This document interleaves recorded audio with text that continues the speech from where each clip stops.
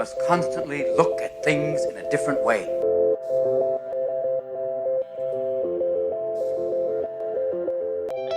The Healthcare Education Transformation Podcast was created by two physical therapists out of the desire to learn more about the different educational roles in physical therapy and healthcare, and how healthcare education works by talking with educational leaders and people with different perspectives within physical therapy and across interdisciplinary lines on how education can be improved to disrupt the status quo of healthcare education. This is our journey, and thanks for listening. Are you a third-year physical therapy student that excels on tests when you have study guides, checklists, and deadlines? With all of the information available about how to prepare for the NPTE, it's easy to get disorganized and not feel prepared going into the big day. NPTE Prep Success is an online course that provides PT students easy-to-use study guides and step-by-step guidance through the NPTE preparation. To learn more, visit kylericeprep.com. Thank you again all for your continued support, and now for the show.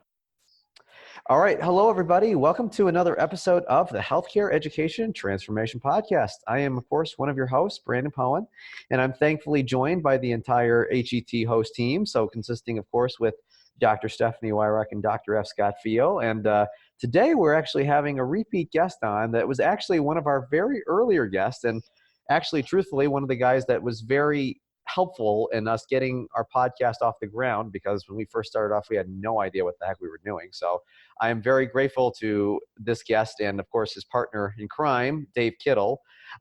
So with that, of course, I'm very happy to welcome again the one and only Rob Vining. And today we're going to talk a little bit more about telehealth, but also kind of in some different ways that Rob has been kind of learning and finding that kind of digital education through his platforms and other different things can be a nice, helpful adjunct to a lot of the things that are currently being done in this realm. So Rob, thanks again so much for joining, man. It's always a pleasure to have you.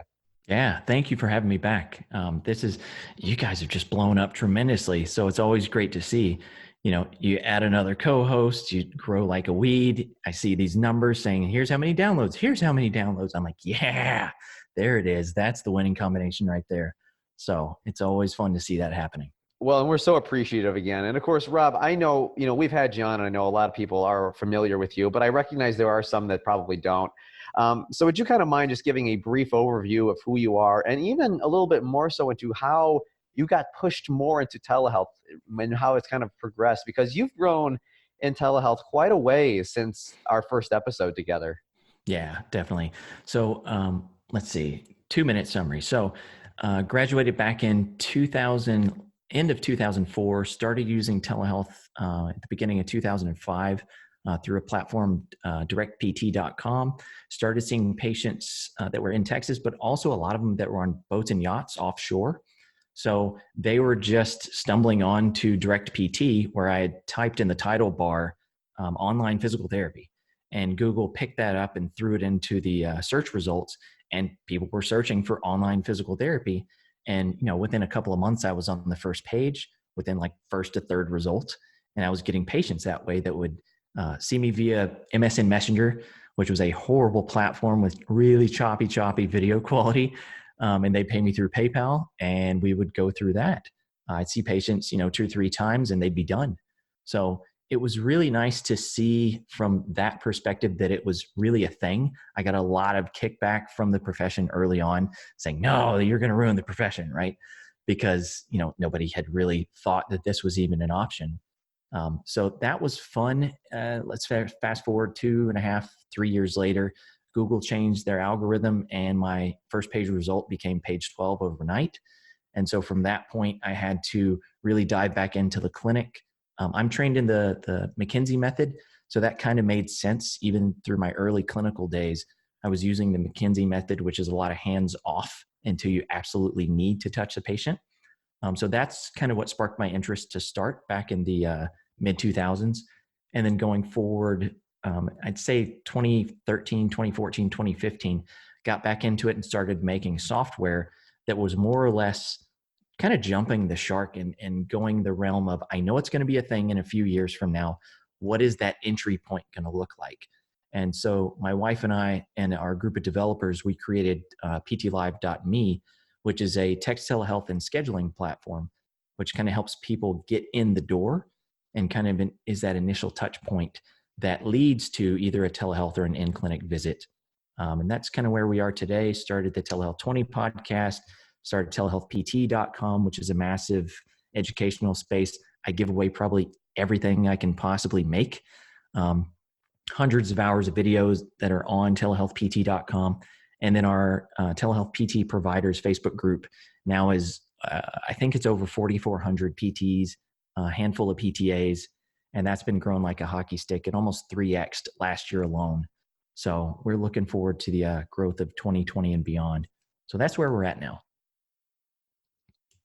I've really enjoyed a lot of your content, Rob. I'm part of that telehealth group, and I have loved the conversations that take place in that group, as well as the information that you share. I know it's been useful for me as a clinician. Awesome. Would you mind sharing a little bit about your involvement in and collaboration with the APTA in regards to working together towards telehealth? Yeah, sure. So this past summer, it was great because not only did I get to craft it was about a 43-minute presentation that was kind of like telehealth 101 for anybody who is just thinking about like, how would that even work? Or what would we do? So they reached out to me, and specifically we worked together, and I created this piece of content that was really, I thought it was my best work. I even wore a suit for the thing and did this presentation that ended up really nicely put together. And then just kind of gave that to them. They produced it and basically put it out in the APTA's Learning Center for a few weeks. And then the other big thing that was a great thing that I really am happy with was I worked with the APTA's congressional liaison. And so Baruch and I did like a tag team effort where I was at home on Zoom and he was taking the laptop to senatorial and congressional aides' offices and introducing himself, introducing me, setting me down on a laptop. And I was like, this is an old reference, but like Max Headroom in a box, basically talking to these congressional aides and senatorial aides. And they were the ones that were summarizing what would be needed to make telehealth physical therapy reimbursable for Medicare. So it was fun. I had another podcast that I was on talking about this, and it was kind of like a fencing match. You know, they would say, well, what about this? And I'd say, I gotcha. Here's the answer for that. And they'd say, what about the statistics? And I'd have those in place. And it was really fun to see their eyes open up and realize that it was actually a thing. And so the positive impact and the outcome of that was the Connect for Health Act that has bipartisan support right now in the House and the Senate. If that passes, and when it passes, we're going to have a couple of different caveats that will let us treat and get reimbursed for edge cases through telehealth for that patient population that really needs our services. And that will help us kind of get in the door, get our proverbial, camel's nose under the tent, to where we can then show some numbers and then get blanket reimbursement, I'd say a year or two from now.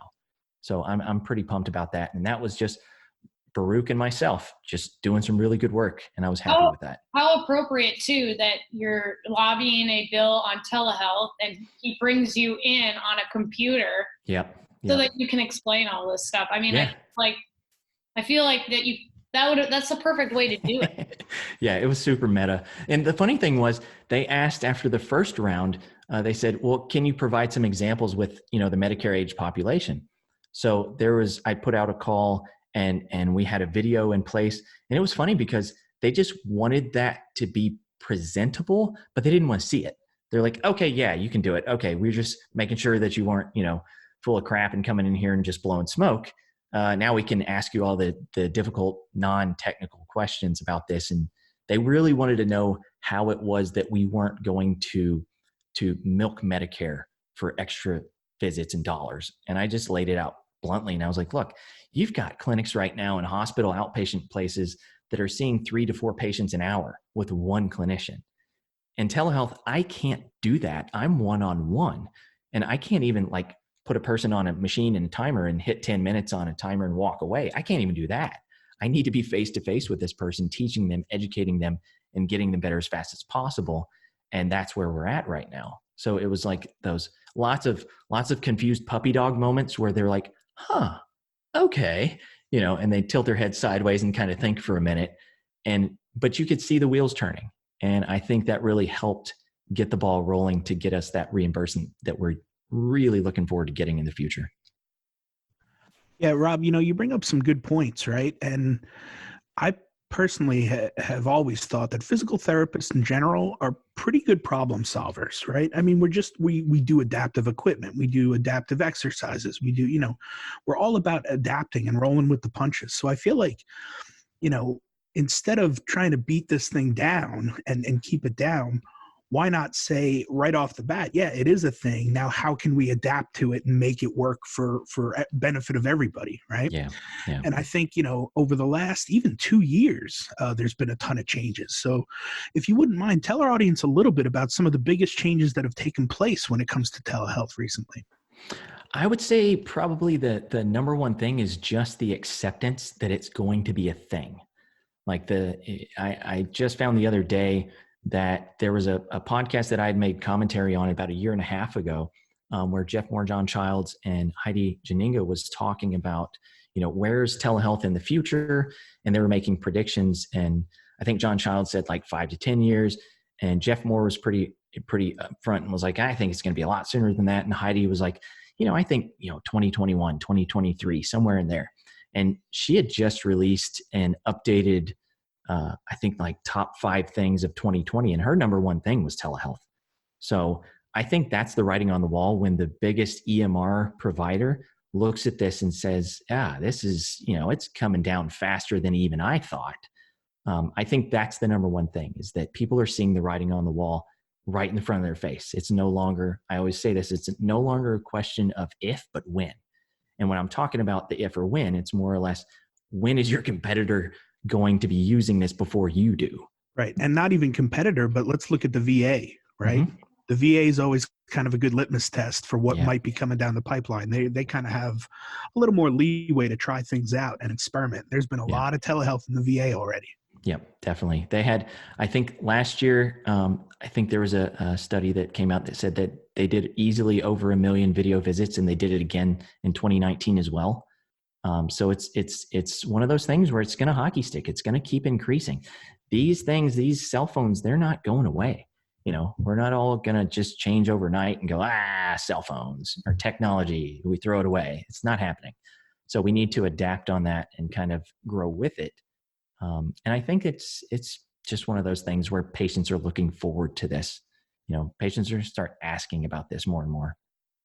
For sure, Rob. And, one of the things that I think has been interesting when you were on one of our earlier episodes is kind of your final answer, or I don't know if it was your final answer, but you mentioned it in our earlier episodes. If you had this really unique idea to be able to have students be able to view clinical education from different instructors live with the patient, of course, given HIPAA and everything worked out optimally, right, for students to be able to see different styles, see different things. And I was like, that's such a very interesting and unique idea. And I think the very interesting thing is, when you kind of reached out to me, is you kind of, again, is that you've kind of done something somewhat similar in regards to kind of the telehealth PT library in terms of how you're kind of sharing and educating about this. Would you mind sharing a little bit more into that and kind of what you guys have done, what it's entailed, what you've learned from it, what the outreach or response has been? Just because I'm always fascinated when there are unique avenues and trials like that, how that's going and how that's working out. Yeah. And it's one thing where my brain was in that mode of, okay, I know we need to not just my whole goal in 2 years is to walk away and be like, I'm done. I'm not, everybody else is the telehealth people. Nobody has to listen to me anymore, because it's just a thing. It's just going to be a delivery model and everybody does it. That's my goal. So my whole thought and theory was, okay, I can't just be the person pumping out these visits, because people are going to be like looking at me and going, well, he does it. He's the only guy that can do it. I was like, how do we get more people showing success with this so that more people see different examples? And so they feel like, I bet you I could do that. And then they jump in, right?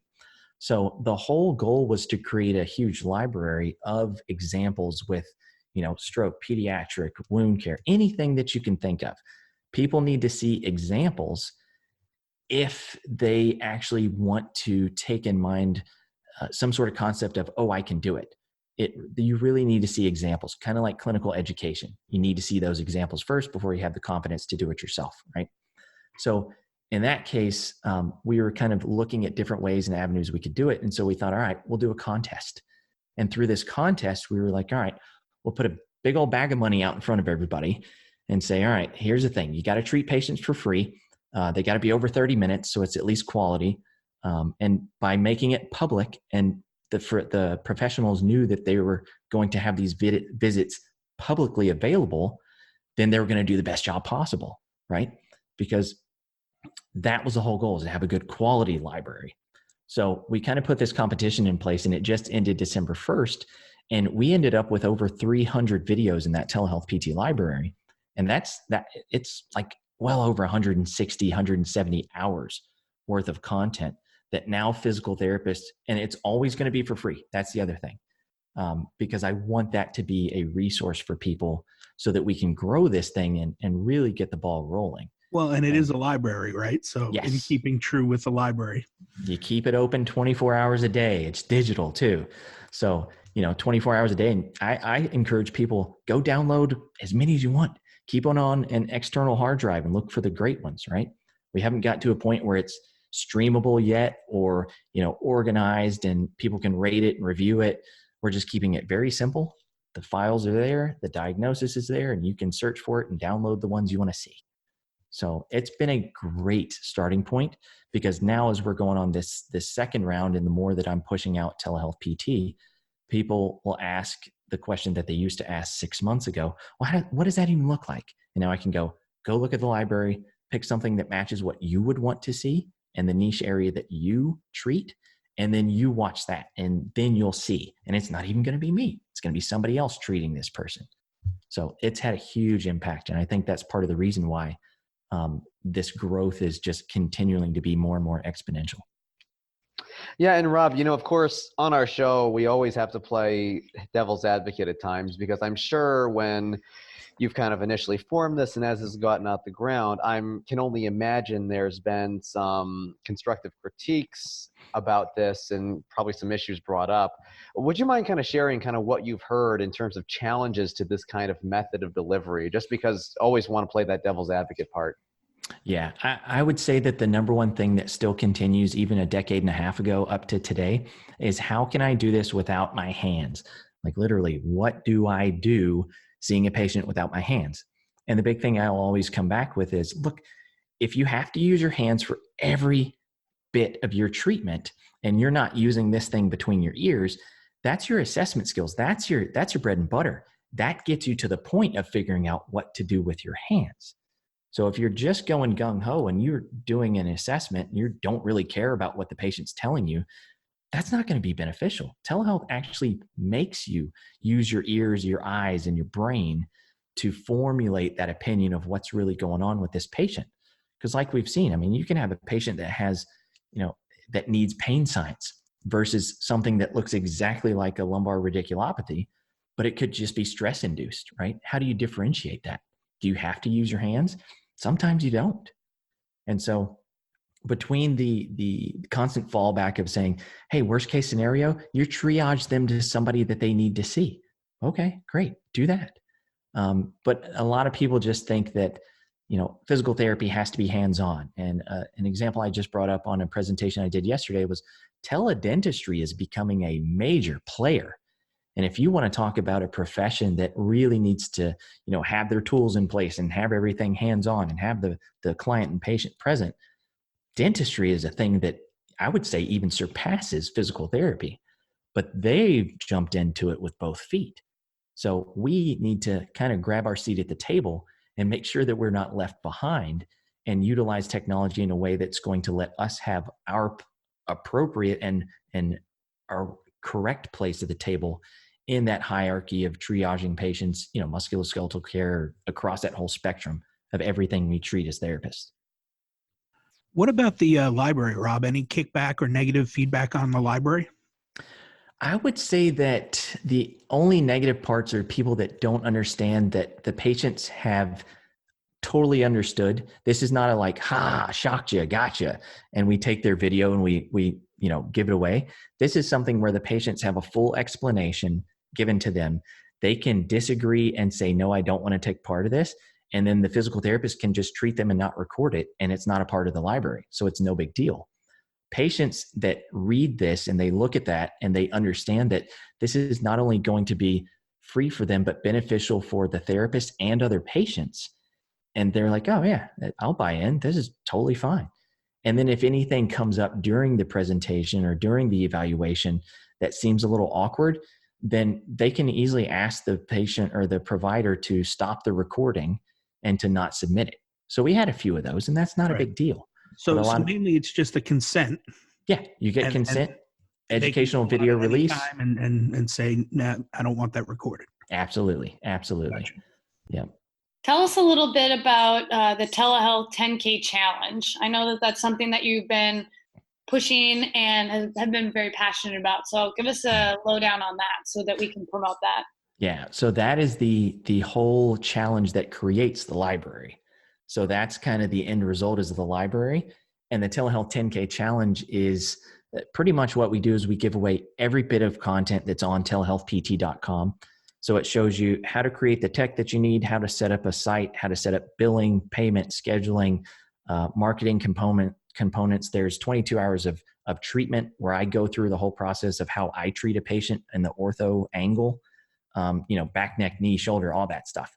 So everything you could possibly need, we sell all that at the cost is $299, and that's for everything. So that's over 100 hours of video.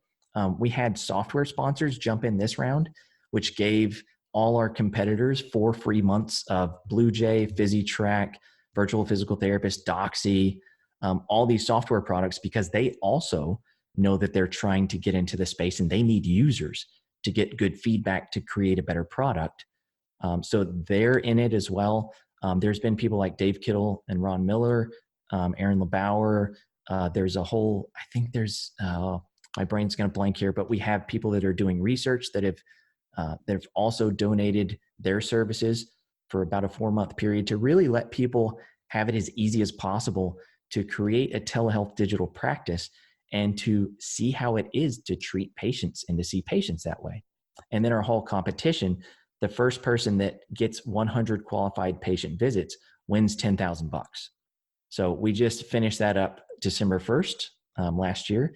And Irene Luke, physical therapist out in the state of Washington, won. She did 100 visits. Amazingly enough, she did it in less than a month. Like, she knocked them out so fast. And I was seeing the library and hers just go incrementally up more and more. And I was like, what in the heck? And she was like, I'm winning this, because I had interviewed her on the Telehealth 20 podcast. And she was just very upfront. She was like, I'm winning this. It's no big deal. I've got this. I'm like, okay. And then we had so many other people that just really pushed forward and put the video visits in. And we ended up with over 300, I think we have 320 something videos in that library now. So it was just a great team effort. And then Irene came back and shared all about how she did it and, the tips that she gave. So it started this nice flywheel to where our second round, now people can learn from Irene and then kind of just get that flywheel going again to grow another part of the library. I'm hoping to have at the end of 2020 at least 1,500 videos. So I think it's a realistic expectation. For sure, Rob. And, one thing I just want to kind of ask you while you're kind of there, you kind of mentioned before about how you have different, based on clinical specialty. Are there certain areas that you're looking to get more specific coverage or videos in, or areas that you're kind of like, I'm a little low in this area? Yeah, I would say in the neuro side of things is definitely on the low end. We do have some video visits that show people with Parkinson's, people that are coming back and recovering after brain tumors, surgery for brain tumors. So there's some that are in there, but I'd like to see more and more of that end of the spectrum. It's a little tough and a little dicey when it comes to pediatric patients. But again, that's something where if the parent signs off and everybody's above board, I'd like to have both parents signing off to where there's full consent. But I think it's another good thing because pediatric patients always kind of have that, let's say mom's got 2 other kids and one of them are sick. Well, the other kid is going to miss their visit because mom doesn't want to bring the bucket of germs to the clinic, So pelvic health is another one. Again, it's a very touchy situation. But at the same time, it's one of those where there's some visits where it's just a lot of education. And when people can learn from that educational side and they're not necessarily learning about the hands-on component of it, a lot of times it's those analogies and the education that really will get patients over the hump. So I would say those areas are weaker. Ortho's pretty heavy in the library right now, but I expect that to kind of mimic the percentages of what everybody works in, their different niche specialties. So I kind of see that growing, but I'd like to see more of everything. Yeah, Rob, always a pleasure to talk to you. Always a pleasure to follow what you're doing. So glad to have you back on the show again. It's been too long. But as you know, we like to wrap our show with one final question. If you could change one aspect of higher education, whether it be DPT education or otherwise, what aspect would you change and how would you change it? I would definitely put in more education on telehealth that should be used as a distribution model. So if everybody is well versed in, the hands-on component, the assessment, the analysis, the skills that you're going to need to actually figure out what's going on with the patient, just, one half class that's the distribution model of using telehealth and using it safely, keeping the patient's information safe, figuring out what's the right platform for you. And the DPT programs that I've done presentations to already, those are all up for free as well on telehealthpt.com as well. Everything I do, that's the caveat when DPT programs reach out and they're like, will you do a presentation? I'm like, can I put it out for free after? They're like, yep. So I just put it out there. The students eat it up because it's 10 minutes of me talking and introducing myself, and then it's Q&A, and they always have great questions. So I know they're hungry for it, and I think we need to provide it. Well, and Rob, if you don't mind me asking, I know at the ELC relatively of this past year, 2019, that was actually kind of the focus of the Oxford debate, being should telehealth be a core competency in DPT entry-level education. I can foreshadow kind of your responses yes to this, but I'm going to ask you to kind of support that a little bit differently than what you've already said today, and even to kind of address some of the critiques to that, shall we say, just to kind of get your thoughts on whether it's like your argument for whether it should be a core competency or not. Yeah.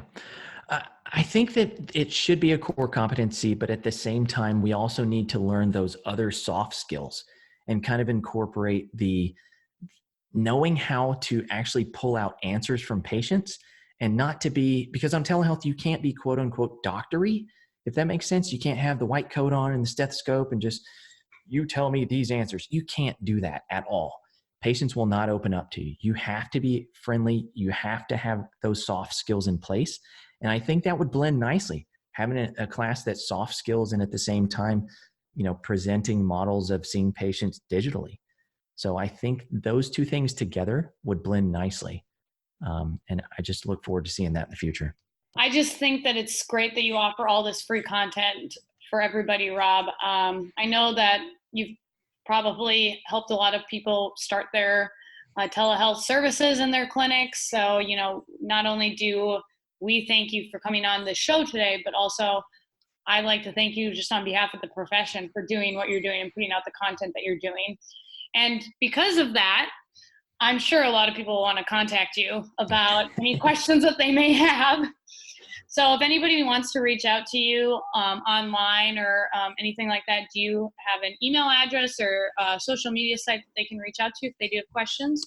Yeah, definitely. I always push people towards the Telehealth PT Providers group on Facebook.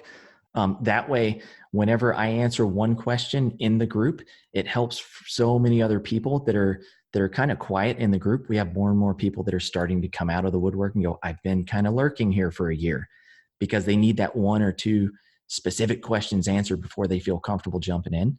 So if anybody has questions, I will definitely answer the questions that you have inside of that Facebook group, or you can reach out to me, Rob, at ptlive.me. That's my software company email address.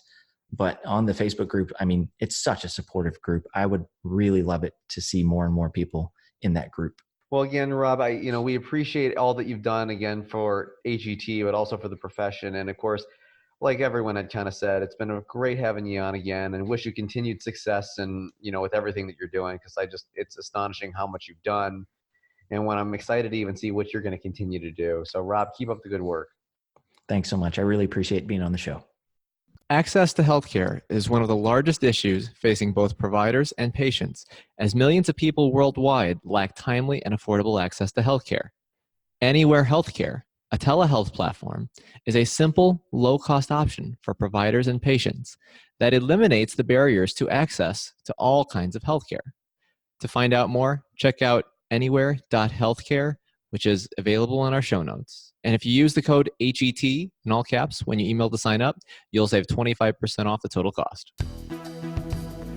Thank you for attending class today, and we hope that you learned something and gained value from the content.